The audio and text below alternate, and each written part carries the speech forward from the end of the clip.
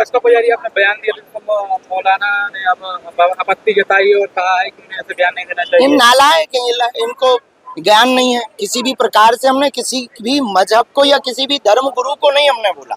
हमने एक अपने सनातनियों को जगाने के लिए जो प्रायोजित तरीके से हमारे भारतीय सनातनी हिंदुओं का ब्रेन वॉश किया जाता, उसको हमने जागरूक हिंदुत्व के नाते, हिंदू के नाते हमने बताया है कि हवस का पुजारी वर क्यों होता है। बोलचाल में पुजारी हमारे सनातन धर्म का सबसे बड़ा पद है, सनातन धर्म में उसका सम्मान है, पूजा करते हैं। अच्छा, हवस का पादरी क्यों नहीं होता, हवस का मौलाना क्यों नहीं होता? अगर ये बोल दिया है तो लोगों को दिक्कत होने लगी। अभी कोई एक नेताजी है, उन्होंने बयान दिया था कि साधु संत तो गांजा फूंकते हैं। कोई अंसारी जी है, उन्होंने कहा कि महात्मा गांजा फूंकते हैं।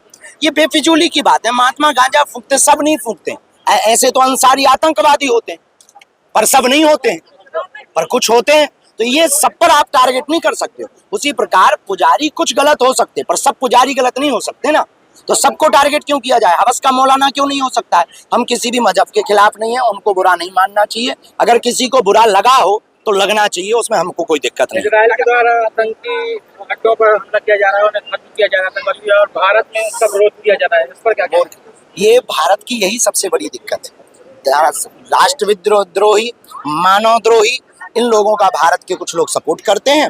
बाकी जो मानव को जोड़ने का, एकता का काम, सनातन का काम, भारत को जोड़ने का काम करते हैं, उनका विरोध करते हैं। इस बात से ही तो भारत पीछे है, इसीलिए तो हम लोग विदेशों के मुकाबले में पीछे हैं। यही दुर्भाग्य है भारत का, जो आतंकवादियों का सपोर्ट करता है।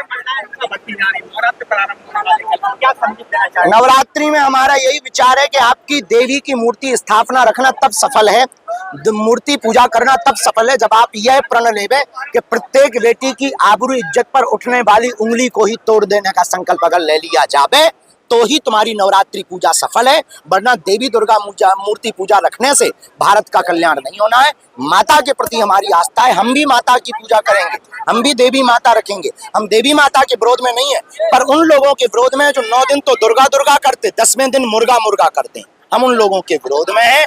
माता देवी को रखने वाले लोग संकल्प लेवें, दुर्गा पूजा के साथ भारत की बहन बेटियों के साथ होने वाले अत्याचार पर कम से कम खुलकर बोलें। महालक्ष्मी के 30 टुकड़े हुए, 30 टुकड़े हिंदू बेटियों के हो रहे हैं, इनके लिए अब हिंदुओं को संकल्प लेना पड़ेगा।